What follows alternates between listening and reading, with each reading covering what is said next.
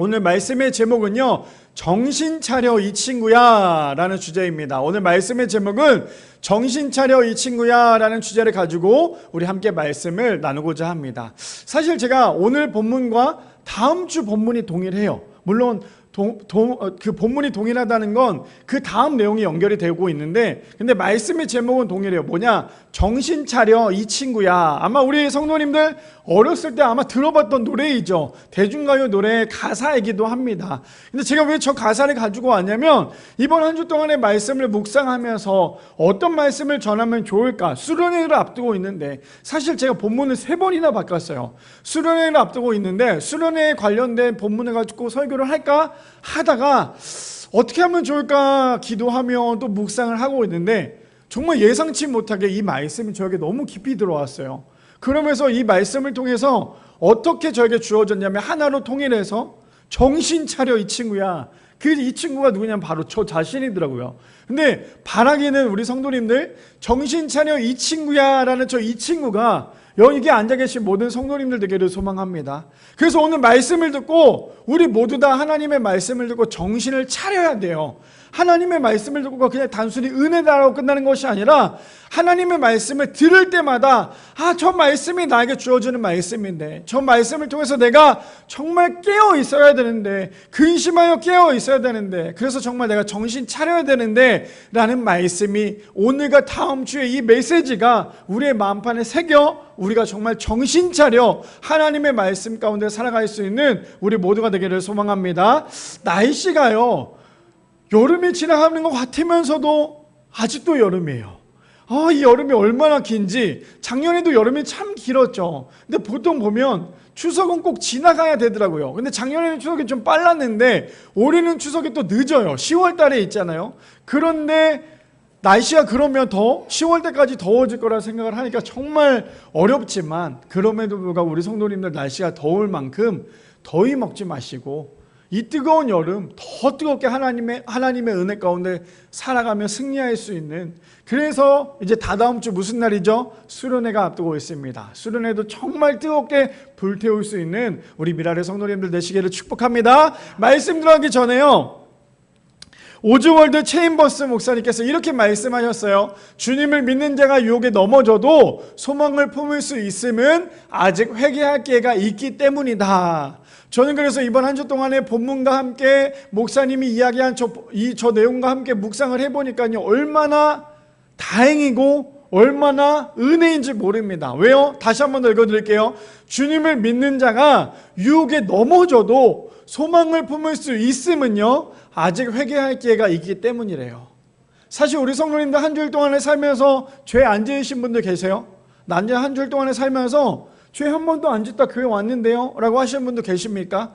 아마 그런 사람은 없을 거예요. 목사인 저도요, 매일매일 죄를 짓고 있어요. 어쩌면 정말 누구보다도 죄를 제일 많이 짓고 있지 않을까 생각을 해요. 그런데 너무나 감사한 건 뭐냐면, 우리가 잘못을 했을 때, 상대방이 우리에게 잘못하면 우리는 어떻게 합니까? 그 상대방에게 아주 뭐라고 할 때가 있잖아요. 근데 하나님은 우리가 유혹에 빠져서 죄를 범하고 잘못하고 있음에도 불구하고 끊임없이 회개할 수 있는 기회를 주시기 때문에 우리는 그 하루하루가 은혜가 될 수 있는 거예요.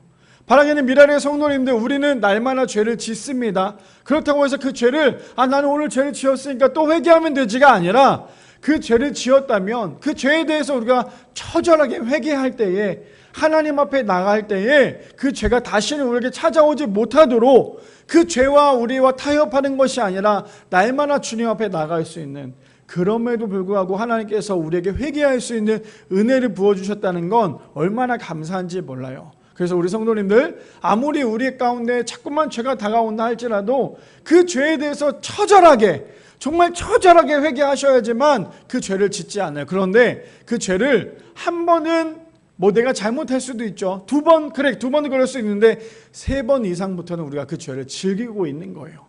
죄를 짓고 있으면 짓고 있을수록 하나님 앞에 나가지 못한다는 사실.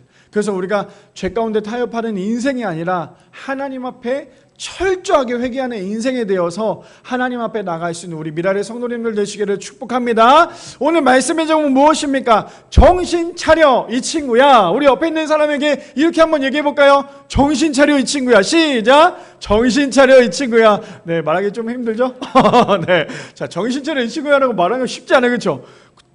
집사님이 장로님한테 그렇게 얘기하기도 어렵고 저 장로님이 또 우리 성도님에게 얘기하기 어렵지만, 근데 중요한 건 뭐냐면 진짜 우리가 하나님의 말씀을 읽으면 읽을수록 정신 차려야 된다는 거예요. 자, 그래서 오늘 정신 차려 이 친구야 라는 주제 가지고 세 가지로 나눠보기를 원하는데요. 첫 번째입니다. 첫 번째 이렇게 시작합니다. 죄는 정신 차리지 않으면요 내 안에 계속 파고든다라는 거예요. 첫 번째, 죄는요 정신 차리지 않으면 내 안에 계속 파고듭니다. 자, 저 말이 무슨 말이냐? 우리가 죄를 지을 때, 우리가 유혹으로부터 넘어질 때 보면 항상 하는 게 있죠. 그 죄가 자꾸만 저에게 달콤하게 다가오면 우리가 항상 하는 건 뭐냐면요, 그 죄를 무너뜨리기보다는 자꾸만 정신을 차리지 못할 때가 있어요. 왜 그렇습니까? 사람은 아무래도 쾌락적인 것에 대해서 너무나 좋아하다 보니까요, 그 쾌락으로 인하여서 우리는 끊임없이 넘어져요. 그래서 그것을 정신 차리지 않는다면 우리는 그 죄가 끊임없이 내 안에 파고들 수밖에 없다라는 거예요. 자, 오늘 본문을 좀 살펴볼까요? 본문 좀 봅시다. 자, 사무엘하 11장 1절부터 5절까지 보면 이렇게 시작합니다. 그 해가 돌아와 왕들이 출전할 때가 되매 누가 등장하죠? 다윗이 등장을 합니다. 다윗이 요압과 그에게 있는 그의 부하들과 온 이스라엘 군대를 보내니 그들이 암몬 자손을 멸하고 라빠를 에워싸고 다윗은 예루살렘에 그대로 있더라. 오늘 주인공이 누군지 아십니까? 다윗이었어요. 다윗 하면 우리 성도님들 다윗 하면 뭐가 떠오르세요? 다윗 하면 딱 하나로 정리하자면 그거죠. 하나님 마음에 합한 사람. 하나님 마음에 합한 사람이라고 이야기하는 게 다윗이었어요. 우리가 아마 다윗이라고 얘기한다면요, 정말 어렸을 때부터 하나님의 은혜가 가득했던 사람이었어요. 물맷돌을 가지고 골리앗을 넘어뜨리기도 했고, 그 모든 것이 나는 하나님의 이름으로 앞으로 나아가노라라고 얘기할 만큼 하나님을 정말 잘 믿었고 하나님 안에 거했던 사람이 바로 이 다윗이었다는 사람이에요. 근데 이 다윗이 이 오늘 본문에 나오는 이 사건으로 인하여서 다윗이 한번 넘어지게 돼요. 저는 이 본문을 보면서 어떤 생각이 들었냐면, 다윗은요 하나님 마음에 합한 사람이었음에도 불구하고 그 다윗이 정신을 차리지 못하니까, 죄가 다윗을 집어삼키니까 하나님을 정말 사랑했던 그 다윗도 넘어지는구나라는 걸 깨달아요. 그렇다면 우리는 어떻습니까? 우리는 다윗보다 더 훌륭한 믿음을 갖고 계세요?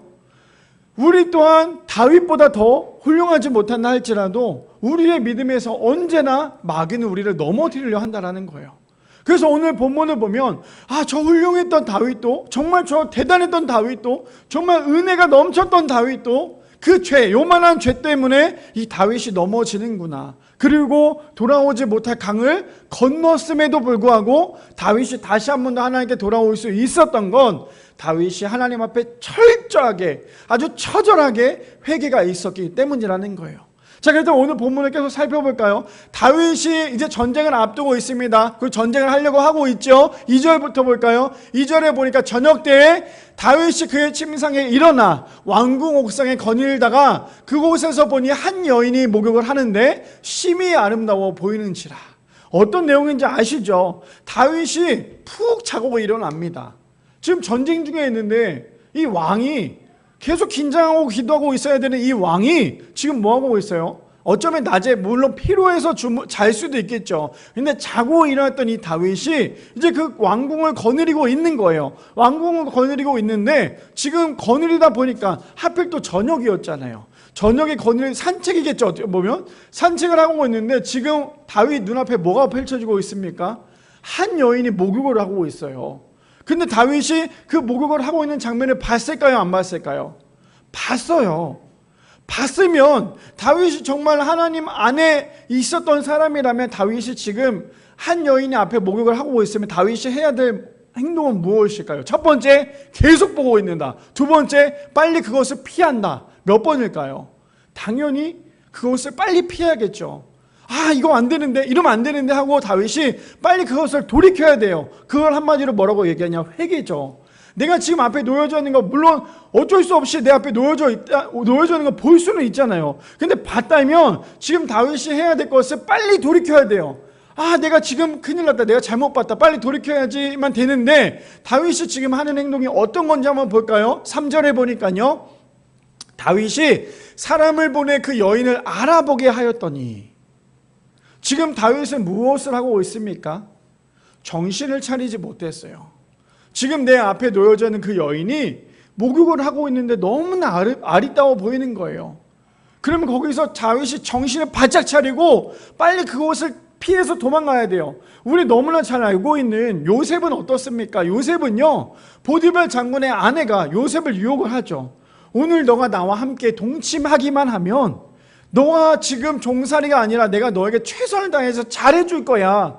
그러면 요셉은 그 어린 나이에 그 아줌마라고 하면 좀 그렇지만 그 보디발 장군의 아내와 한 번만 동침을 했다 하면 이 요셉의 인생은 정말 폈을 거예요. 근데 요셉은 그러지 않았던 건 뭐냐면요, 나는 하나님을 두려워한다 라고 얘기를 하고 있어요. 그러니 요셉은 하나님을 두려워했기 때문에 그 자리를 피했죠. 보디발 장군의 아내는 유혹을 했는데 요셉은 피했습니다. 그런데 지금 놓여져 있는 상황은요, 그 여인이 유혹을 한 것도 아니었어요. 다윗이 그냥 보기만 한 거였어요. 근데 다윗은 그냥 넘어져 버렸어요. 그 여인이 아리따운 것을 보고 난 다음에. 그런데 하지 말아야 될 걸 해요. 그게 무엇입니까? 다윗이 사람을 보내 그 여인을 알아보게 하였다고 얘기해요. 그 여인이 너무 이쁘니까 내 마음속에 그 여인이 들어와 버린 거예요. 그러니까 그 여인이 누군지가 너무나 궁금한 거죠. 우리 그런 거 있잖아요. 너무나 좋아하는 사람이 있거나 너무나 사랑하는 사람이 있으면 그 사람이 누군지 너무나 궁금할 때 있잖아요. 너무나 궁금하니까 그 사람 때문에 어떻습니까? 저 사람이 뭘 좋아하지? 어떤 걸 하고 있지? 라는 거에 대해서 궁금해할 거 아니에요. 그러니 다윗이 지금 뭐라고 있습니까? 그 여인을 알아보게 하였더니, 그런데 그 여인이 누군지 오늘 성경은 너무나 명백하게 얘기하고 있어요.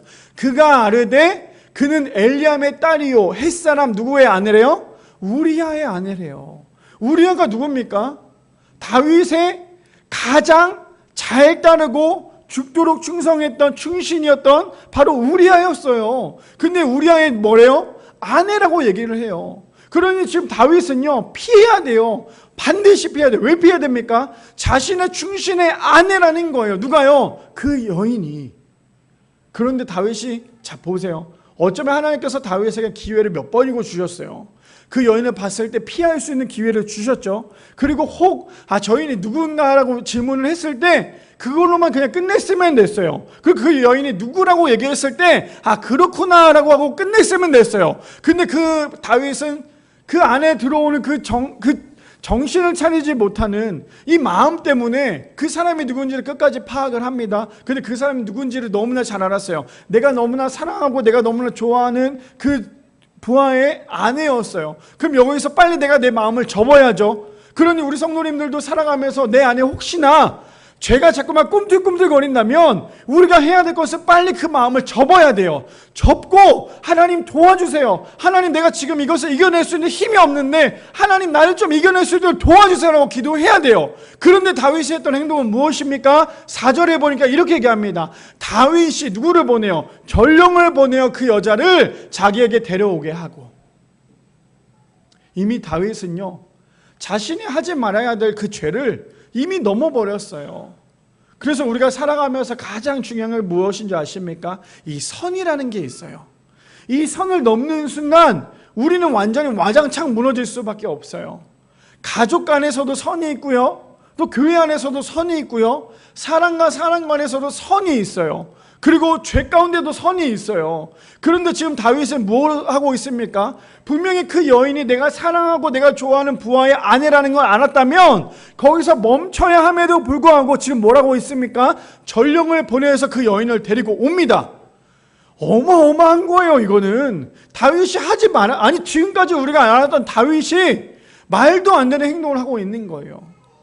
자기 안에 정신 차리지 못하는 그 죄가 들어오니까요, 하나님 마음에 합했던 그 사람이 한순간에 무너지는 모습을 우리는 볼 수 있더라는 거예요.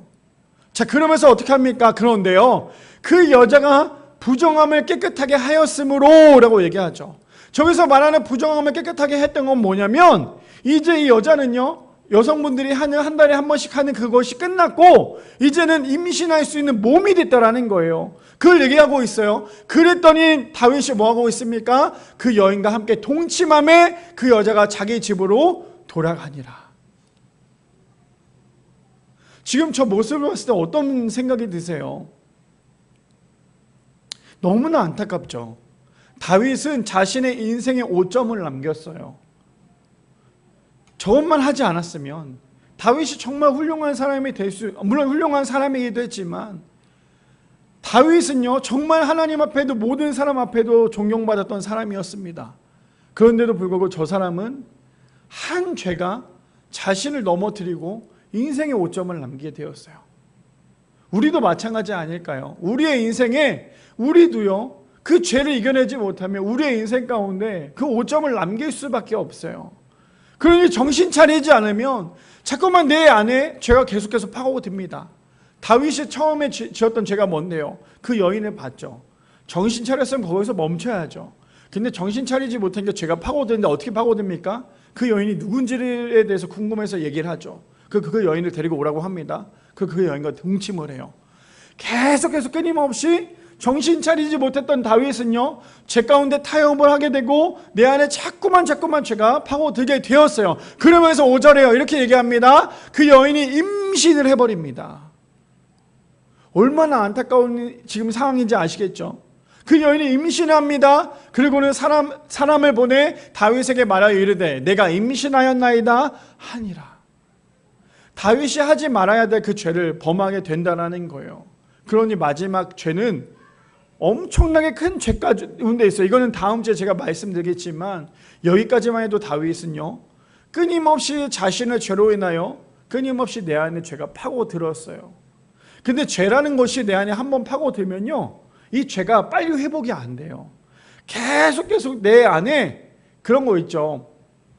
요즘에 정말 놀란 건 뭐냐면요, 청소년 아이들이 저번에도 한번 말씀드렸던 것 같아요. 예전에는 뭐 기껏 해봤자 담배를 피거나, 물론 담배를 펴서도 안 되고 뭐 본드를 하거나 부탄가스를 하거나 이랬다면 요즘의 아이들은 마약을 한대요. 마약하는 사람들의 특징이 뭔지 아시죠?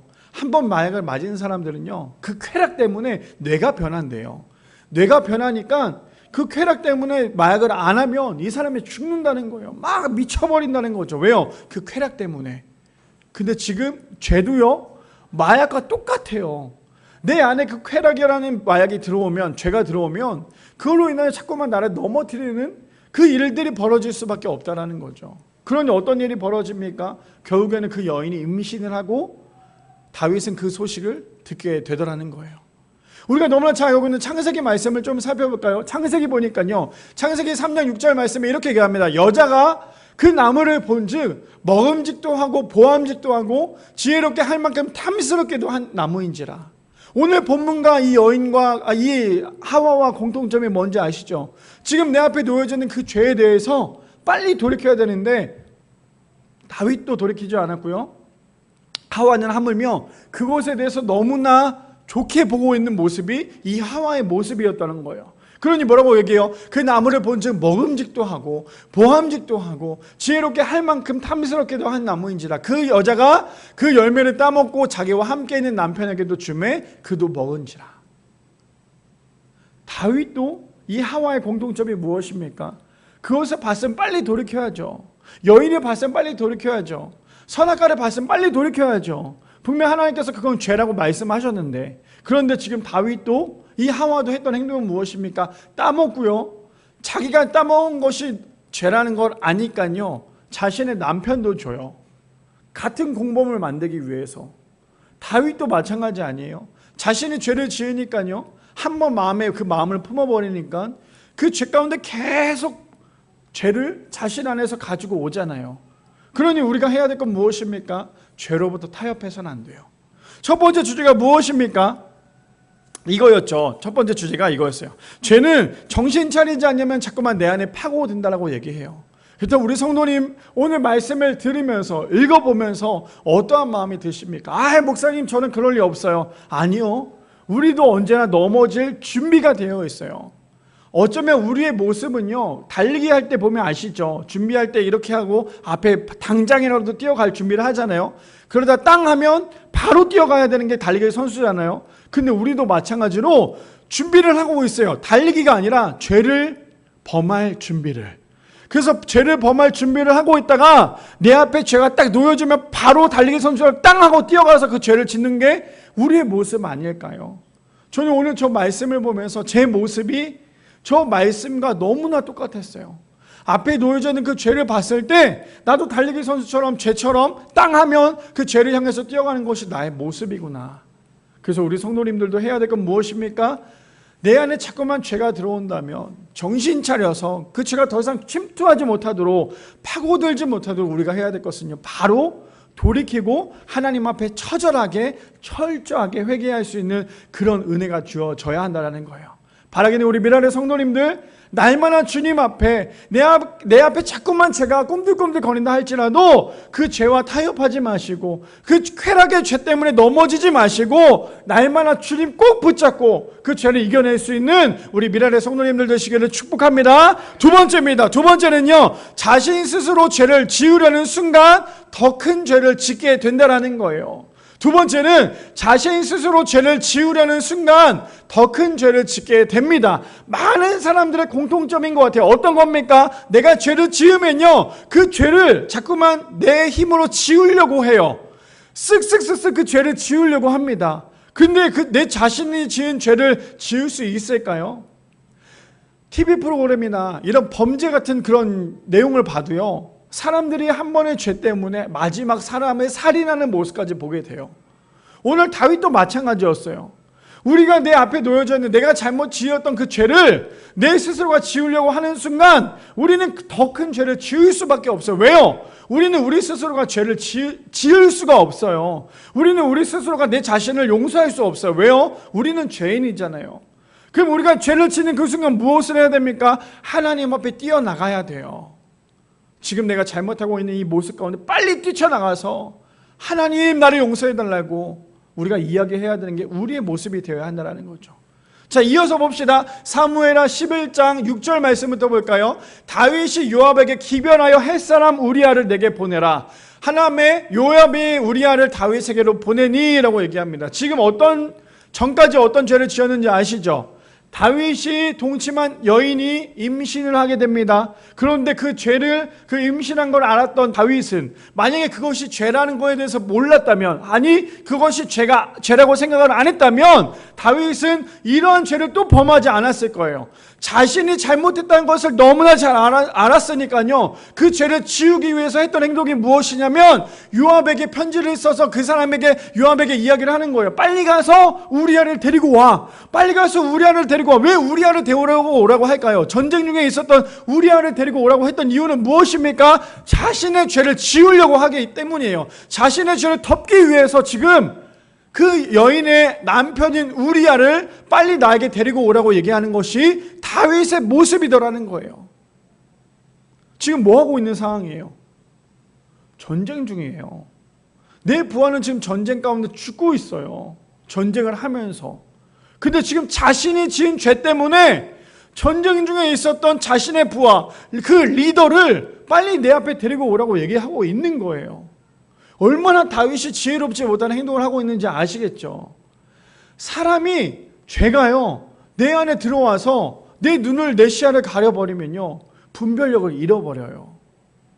지금 내가 해야 될 것이 이건데 내 안에 죄가 들어오면요, 그 죄가 내 시야를 가려버리는 그 순간 내 인생 가운데 분별력을 잃어버려요. 그러니까 지금 내가 지은 죄를 지우기 위해서, 가리기 위해서 더 큰 죄를 준비하고 있어요. 우리가 정말 지혜로운 상황, 저 상황 가운데 지혜로운 상황이 어떤 것입니까? 하나님 앞에 나가야죠. 근데 다윗에게 지혜로운 상황은 무엇이었냐면 자신의 지은 죄를 가리려고 어떻게 하면 좋을까라고 생각했던 게 다윗의 지혜였어요. 볼까요? 7절에 이렇게 얘기합니다. 우리아가 다윗에게 이르매 다윗이 요압의 안부와 군사의 안부와 싸움이 어떠했는지를 묻고, 처음부터 어떻게 자신의 지은 죄를 놓고 어떻게 할 수가 없잖아요. 근데 우리아가 도착을 합니다. 그러니까 지금 다윗은 얼마나 양심에 찔렸겠어요. 얼마나 내가 죄를 지었다는 걸 알았겠어요. 근데 이거 빨리 가려야 되니까 우리아가 왔는데 우리아는 왜 지금 전쟁 중이고 이렇게 지금 힘들게 싸우고 있는데 왜 갑자기 왕이 나를 불렀을까? 그러니까 다윗은 그것을 안심시키기 위해서 안부를 물어보는 거예요. 지금 전쟁은 어떠냐? 어떻게 돌아가고 있냐? 지금 어떻게 보면 보고하게끔 이야기를 하고 있죠. 그러면서 8절에 보니까요, 그가 또 우리아에게 이르되 내 집으로 내려가서 발을 씻으라 하니 라고 얘기하고 있어요. 지금 우리아는 아마 우리아가 멍청하지 않았어요. 우리아는 얼마나 지혜로운 사람인데, 근데 지금 우리아가 다윗이 뭐라고 얘기해요? 너 지금 집으로 가서 발을 씻어라고 얘기하는 건 지금 전쟁 중임에도 불구하고 지금 우리아는 자신의 부하가 지금 죽고 있음에도 불구하고 다윗이 자신을 불렀는데 부른 그 상황 가운데 갑자기 자기를 쉬라고 얘기하는 거예요. 집에 가서 쉬고 먹고 좀 쉬어라라고 얘기하고 있어요. 그러니 우리아가 얼마나 어이가 없었겠어요. 지금 전쟁 중에 있는데. 근데 다윗은 지금 자신의 죄를 빨리 감추기 위해서 우리아에게 빨리 가서 너 몸을 좀 씻고 빨리 집에 가서 좀 쉬어라 라고 얘기하고 있죠. 그때 우리아가 왕궁에서 나가매 왕의 음식물이 뒤따라가니라. 지금 저 말은 무엇입니까? 우리아가 다윗의 말을 들었고요, 그대로 따라가는데 다윗이 그냥 보내지 않았겠죠. 뒤에 아주 맛있는 음식과 술과 함께 그를 보냈을 거예요. 빨리 지금 술을 취하게 하고 그 아내와 동침하게 하기 위해서. 9절입니다. 그러나 우리아는요 집으로 내려가지 아니하고. 지금 우리 성도님도 한번 생각해 보세요. 내가 다윗이다. 내가 다윗이에요. 내가 지금 내 죄를 감추려고 우리아를 불렀는데, 그래서 우리아에게 빨리 자신의 아내와 동침하게 해서 이 모든 것들을 무마하게 하려고 하는데, 지금 우리아가 했던 행동은 무엇이에요? 다윗이 원했던 거 그거였는데 우리아는요 집으로 가지 않았어요. 다윗의 마음은 어땠을까요? 막 속이 터졌겠죠. 저걸 진짜 어떻게 하면 좋을까? 저걸 진짜 어떻게 하면 좋을까라고 생각을 했겠죠. 왕궁문에서 그의 주의 모든 부하들과 더불어 잔지라. 다윗의 계획은 무엇이었어요? 빨리 집에 들어가서 쉬게 하면서 맛있는 거 먹이고 술도 먹이고 하면서 자신의 아내와 동침하게 하는 것이 다윗의 목표였고 목적이었고 지혜였는데, 우리아는 그렇게 행동하지 않았어요. 자신의 아내와 잠을 잔 게 아니라 자신이 데리고 왔던 부하들과 함께 잠을 자고 있어요. 그 모습을 봤던 다윗의 마음은 어땠을까요? 저 정말 왜 저럴까? 내가 이렇게 쉬게 해줬는데. 아마 진짜로 다윗이 그 부하가 쉴 수 있도록 해줬다면 아마 우리아는 집에 들어가서 잤겠죠. 그런데 그게 아니었기 때문에 어쩌면 우리아의 마음을 하나님께서 잘 아셨기에 빼지 않으셨을까요? 그리고는 자신이 지금 전쟁 가운데 있기 때문에 사랑하는 부하들과 함께 그 안에서 잠을 자고 있는 것이 이 우리아의 모습이더라는 거예요. 그뿐 아닙니다. 그래서 창세기 3장 7절 말씀해 보니까 비슷한 내용이 또 나와요. 이에 그들의 눈이 밝아져 자기들이 벗은 줄을 알고 무화과 나무 잎을 엮어 치마로 삼았더라.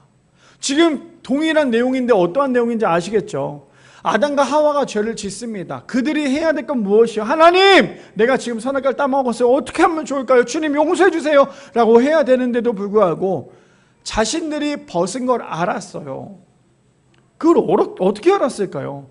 그 전까지 자신들이 벗고 있었잖아요. 아담도 벗고 있었고 하와도 벗고 있었잖아요. 근데 서로 부끄럽다는 거 전혀 몰랐잖아요. 죄라고 생각하지 않았기 때문에.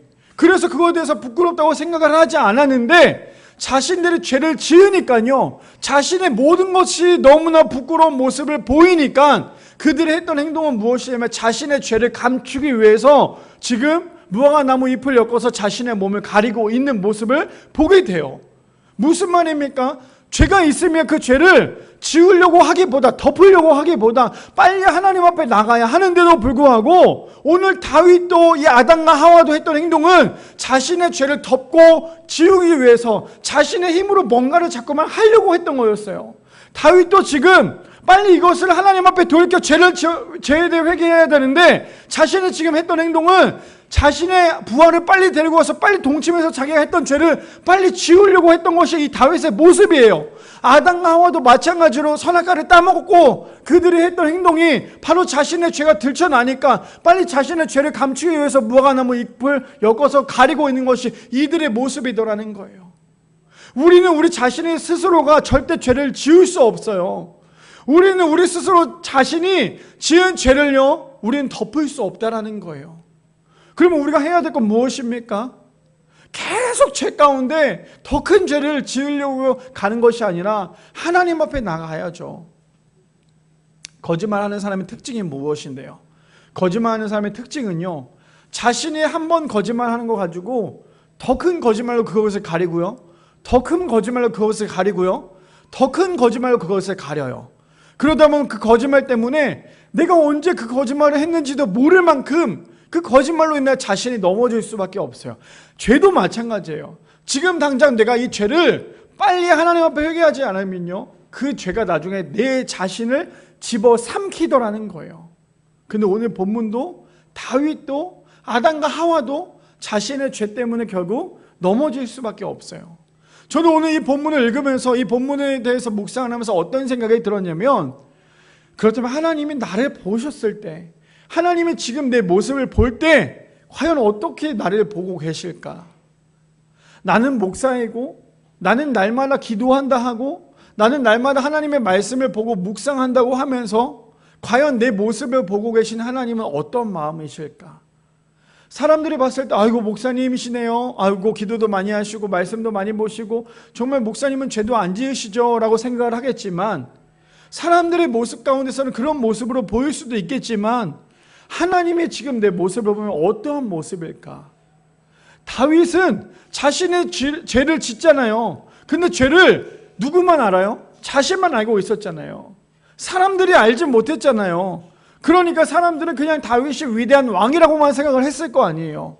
근데 하나님이 다윗의 모습을 봤을 때 다윗은 어떠한 사람이라고 하나님은 보실까요? 야, 너 왜 그러냐? 야, 너 왜 그러냐? 너 지금까지 잘해왔으면서 너 왜 그러냐? 그러면 좀 날 좀 의지하지. 날 좀 바라보지. 지금 하나님이 다윗에게 그렇게 말씀하시지 않았을까요? 아담과 하와도 마찬가지예요. 하나님께서 하나님의 형상대로 만드시고 보시기에 심히 좋았다고 말씀하셨는데, 그들이 하나님을 찾기 전부터 계속 하나님과 함께 하다가 죄를 범했을 때 하나님을 떠나 있었잖아요. 그랬을 때 하나님이 아담과 하와의 모습을 보았을 때 어떤 모습이었을까요? 너 왜 그러니? 내가 너를 만들고 난 다음에 이렇게 기뻐했는데, 내가 너를 만들고 난 다음에 이렇게 행복했는데 너 왜 죄를 짓고 있는 거야? 빨리 나한테 돌아오지. 이게 하나님의 마음 아니었을까요? 저는 이번 한 주 동안에 이 사무엘하 11장 1절부터 27절까지 말씀을 묵상하면서 자꾸만 저의 모습을 하나님께 보여드리고 싶었어요. 하나님, 제가 이렇게 죄를 짓는데, 하나님 제가 이렇게 잘못을 하고 있는데, 근데도 하나님 저를 계속 사용하실 거예요? 하나님, 내가 이렇게 바보같이 행동하고 있고 이렇게 미련한 모습인데도 불구하고 하나님 저를 그렇게 사랑하십니까? 저는 이번 한 주 동안에 그런 마음이 자꾸만 들었던 것 같아요. 우리는 사람 앞에 죄를 안 짓는 것처럼 모습은 보이지만 우리는 우리 자신이 제일 잘 알 거예요. 내가 얼마나 죄인인지, 내가 얼마나 죄를 많이 짓고 있는지.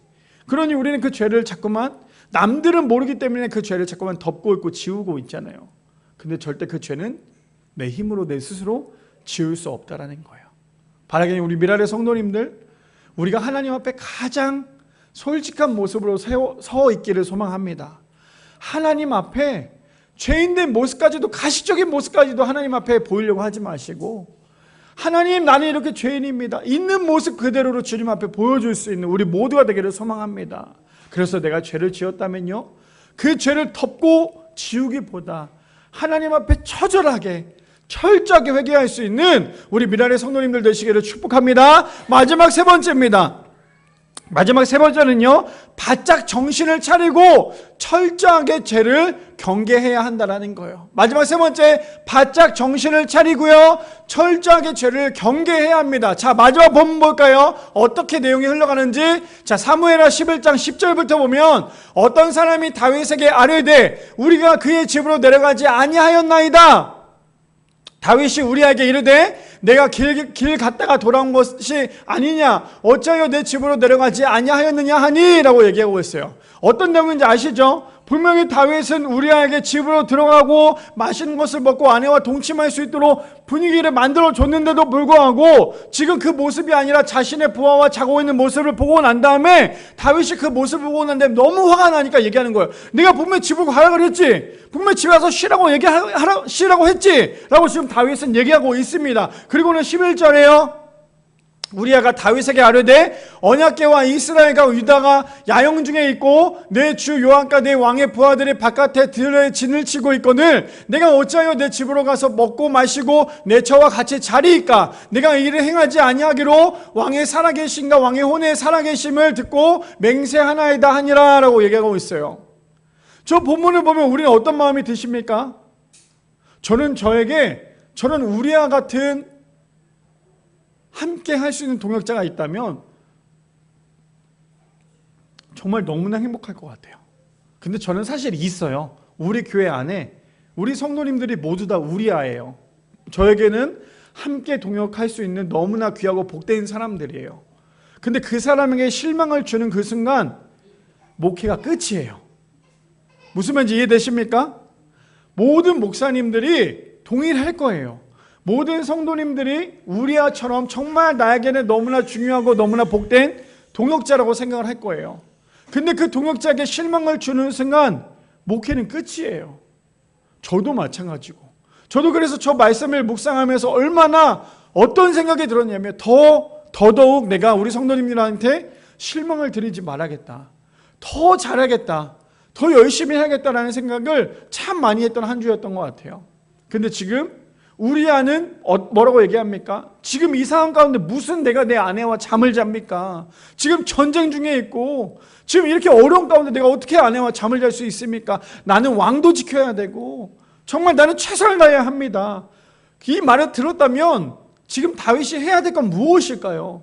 다윗이 지금 우리아의 이야기를 들었다면, 정말 들렸다면, 그 이야기가 들렸다면 다윗이 해야 될 건 무엇입니까? 사실 내가 너무나 큰 죄를 범했어. 나를 좀 용서해줘. 내가 정말 잘못했어. 내가 정말 죽을 죄를 졌어. 아마 이렇게 나아갔다면 성경의 이야기가 좀 더 달라졌겠죠. 무엇인지 아시겠습니까? 그런데 다윗은 그렇게 하지 않았어요. 우리가 살아가면서요, 우리 주변에는 우리와 같은 사람들이 있어요. 그 사람들이 어떤 사람일까요? 내가 잘못을 했을 때 나에게 와서 솔직하게 이야기해 주는 사람, 내가 이렇게 잘못을 했을 때 내 주변에 와서 나에게 이런저런 얘기를 해주는 사람, 그 사람의 이야기를 들을 줄 아는 사람은요 지혜롭게 그것을 이어낼 수 있어요.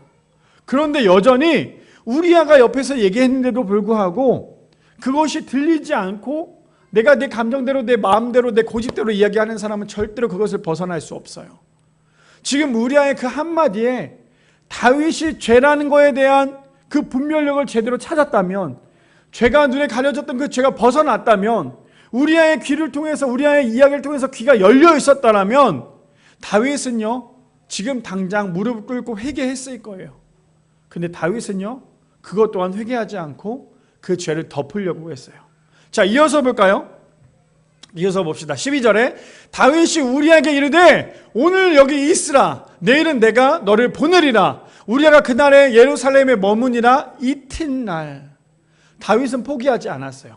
자신의 죄를 감추기 위해서 끊임없이 다른 것에 대해서 덮으려고 하고 있어요. 그러니까 어떻게 하고 있어요? 어저께 실패했잖아요. 다윗이 계획했던 거 실패했잖아요. 그러니까 다윗이 이번에는 다시 한번 얘기하는 거야. 야, 오늘은 꼭 자야 돼. 그리고 내가 내일 너를 전쟁통에 보낼 테니까 오늘은 꼭 집에서 자야 된다. 지금 다윗은 그렇게 얘기하고 있어요. 그리고 마지막 13절에요. 다윗이 그를 불러 그로 그 앞에서 먹고 마시고 취하게 하니 저녁 때 그가 나가서 그의 주의 부하들과 더불어 침상에 눕고 그의 집으로 내려가지 아니하니라. 좀 전에 어저께는 다윗이 어떻게 했어요? 오늘 집에 가서 씻고 맛있는 거 먹고 아내랑 같이 함께 있어 라고 지금 다윗은 얘기했는데 그게 실패했잖아요. 그랬더니 다윗이 얼마나 그 마음 가운데 어떻게 더 큰 죄를 지으려고 했냐면요, 어저께는 자신이 말만 했을 때 실패했으니까 이번에 자신의 행동을 하는 거예요. 그래? 어제 내가 말했는데도 안 됐지? 그럼 좋아, 오늘 내가 널 술을 먹일 거고 맛있는 거 많이 먹이고 그 다음 내가 널 집으로 보낼 거야. 그렇게 해서 지금 그 상황까지 다 만들어 놨어요. 이제는 이 우리아가 집에만 들어가기만 하면 다윗은 나는 몰라. 뭐 지금처럼 유전자 검사를 했겠어요? 그런 것도 없었겠죠. 그런데 너가 집에만 들어가면 돼서 완벽하게 모든 시나리오가 이제 끝났다. 이제 모든 게 끝났다 생각을 하고 있어요. 그리고 난 다음에 그 우리아를 보냈는데 우리아가 했던 행동은 무엇인 줄 아세요? 집으로 들어가서 아내와 동침한 것이 아니라 우리아가 했던 행동은 이거예요. 그의 주의 부하들과 더불어 침상에 눕고 그의 집으로 내려가지 아니하는지라. 내가 다윗이었다면 얼마나 미쳤겠어요. 지금 내가 이렇게까지 완벽하게 만들어 놨는데 진짜 이것만 하기만 하면 이 모든 게 끝나는데 내가 정말 미치겠는데 이 부하는요 다윗보다 더 지혜로웠던 거예요. 내가 지금 이걸 하면, 내가 지금 이렇게 가버리면 내가 지금 함께하고 있는 이 부하들에게 무슨 말을 할 수 있을까? 같이 고생하고 있는데, 같이 함께 울고 같이 함께 웃고 있는 이 부하들에게 내가 과연 무엇이라고 얘기할 수 있을까? 부하들에게 휴가를 주진 않았잖아요. 근데 자기만 간다면 어떠한 마음이 들겠어요? 우리 성도님들 오늘 본문 읽었을 때, 물론 오늘 반만 했어요. 반만 얘기했는데 어쩌면 막장 드라마보다 더 막장 같은 스토리죠. 우리 성도님들은 오늘 본문을 보면서 어떤 생각이 드십니까? 아, 사람이 저렇게까지 추해질 수 있구나. 하나님을 바라보지 않으니까 죄 가운데 추해질 수 있는 모습이 이렇게 되는구나라는 걸 우리는 너무나 잘 알 수 있죠. 그래서요, 마지막 베드로전서 5장 8절 말씀 현대인의 성경에 보니까 오늘 마지막 세 번째 제목이에요. 이렇게 얘기를 하더라고요. 우리 성도님들 아마 이 말씀 개역개정으로는 근심하라 깨어있으라 라고 얘기해요. 우는 사자가 너희를 삼킬 것이다 라고 얘기하는데 이걸 현대인의 성경으로 번역을 했는데 아주 직격탄이 뭐라고 얘기합니까? 바짝 정신을 차리고 철저하게 경계하십시오. 여러분의 원수인 마귀가 울부짖는 사자처럼 삼킬 자를 찾아 돌아다니고 있습니다. 뭐라고 얘기해요? 바짝 정신을 차리고 철저하게 경계하래요. 무엇을요? 죄를요. 죄를 철저하게 경계하래요. 왜요? 우는 사자와 같이 우리를 계속 집어삼킬 준비를 하고 있다는 거예요. 지금 우리 눈에는 보이지 않잖아요. 근데 내 옆에 사자 한 마리가, 아주 악한 사자 한 마리가 내 옆에서 이러고 있다고 한번 생각해 보세요. 근데 우리가 죄를 짓기만 하면, 오늘은 이상하게 제가 지금 모든 모션이 다 유치부처럼 얘기를 하고 있는데 악한 사자가 지금 내 옆에 딱 이러고 있어요. 근데 내가 죄를 짓기만 하면 그 악한 사자가 나를 집어 삼킨대요. 그 우리 성도님들 죄 지을 수 있으시겠어요? 목사님 그냥 죄 한 번 짓고 악한 사자한테 먹히고 말죠. 이런 사람 아무도 없을걸요. 왜요? 악한 사자가 내 옆에 있으면 얼마나 두려워요. 얼마나 긴장해. 내가 혹시 내가 죄를 지었나? 아마 이런 마음이겠죠. 근데 지금 내 눈에 보이지 않는 악한 사자가 내 눈에 보이지 않는다고 해서 우리는 끊임없이 죄를 짓고 있는 게 우리의 모습이에요. 그래서 성경은 뭐라고 얘기합니까? 바짝 긴장해. 바짝 경계해. 무엇을? 죄를. 그래서 우리가 해야 될 건 무엇입니까? 죄 앞에 언제나 바짝 긴장하여 바짝 경계해야 되는 게 우리의 모습이더라는 거예요.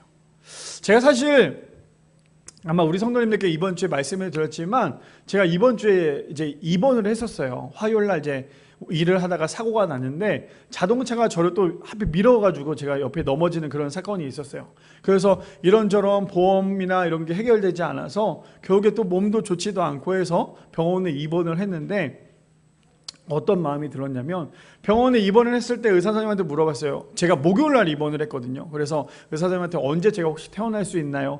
저는 목요일 날 입원했으면 토요일 날 퇴원을 해야겠다는 생각을 했어요. 왜냐면 주일 날 교회를 가야 되니까.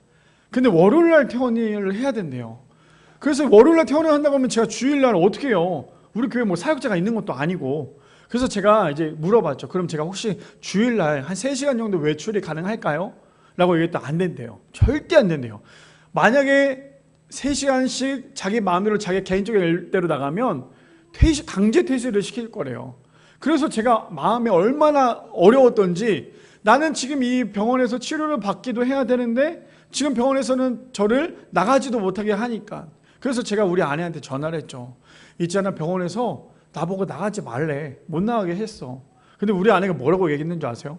저는 우리 아내가 어쩌면 저에게는 우리와 같은 존재였어요. 뭐라고 얘기했냐면 주일날 못 나가게 했어? 그러면 토요일에 퇴원해야지.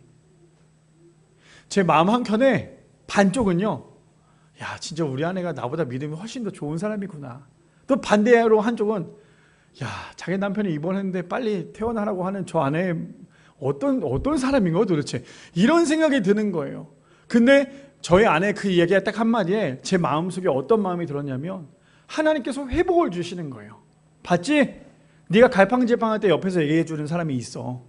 너 지금 아프다고 병원에 입원했는데 너 만약에 이것을 갈팡질팡해서 다른 목사님한테 부탁해서 주일날 강단에 좀 서주십시오라고 하고 너 월요까지 쉬었으면 네 몸이 좀 회복이 됐을지언정 지금 너와 함께 일주일 동안에 기다렸던 성도님들 얼굴 어떻게 볼래? 제가 어떤 마음이었냐면, 우리 정 집사님한테 집사님 미안한데 기도해 좀 인도해 달라고, 내가 주일날 못 나갈 것 같다고 이렇게 믿음 없는 소리를 했어요. 근데 너무나 감사한 건 뭐냐면, 그러고 있다가 보통 이제 금요일날 보험 처리가 다 끝나고 이제 보험이 다 끝나야 되는데 오전 중에 전화가 올 줄 알았는데 전화가 안 왔어요. 근데 오후에 전화가 딱 오는 거예요. 그리고 제가 생각하고 계획했던 대로 토요일날 퇴원을 할 수 있도록 제가 먼저 얘기를 했거든요. 제가 토요일날 퇴원을 하겠습니다라고 얘기하고 잘 모든 일이 마무리가 됐어요. 저는 그 생각을 하면서 어떤 생각이 들었냐면, 옆에서 이야기해주는 사람의 말이 얼마나 중요한지를 깨닫게 됐어요. 그리고 또 하나는 우리 아내가 얘기했던 게 또 있어요. 그러면서 제가 얼마나 울었는지 몰라요. 왜 울었냐면, 사실 제가 계속 평일날 일을 했잖아요. 몸이 되게 많이 피곤하기도 했었고, 몸 피곤한 거면 그냥 넘길만 했는데 아마 우리 아내가 제일 많이 스트레스 받았을 거예요. 제가 제 입에서 매일매일 똑같이 했던 말이, 수련회 어떡하지? 수련회 준비해야 되는데 수련회 어떡하지? 어떻게 하지? 근데 우리 아내가 너무 그렇게 조급해하지 말고 좀 수련회 준비하면 되지 라고 얘기를 했는데, 제가 그래서 우리 아내한테 마지막 주에는 내가 일을 좀 쉬고 수련회 준비를 좀 해야 될 것 같아, 그래야 좀 수련회 준비할 수 있을 것 같아 라고 얘기를 했어요.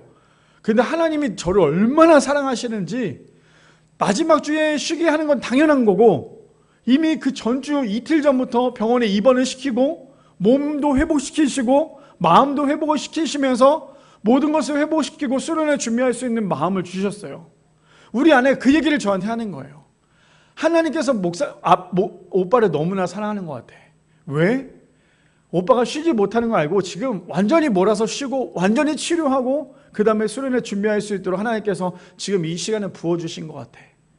저는 그 이야기를 했는데 얼마나 위로가 되고 얼마나 눈물이 흘렸는지 몰라요. 왜 그런지 아십니까? 단순히 제가 쉬어서요?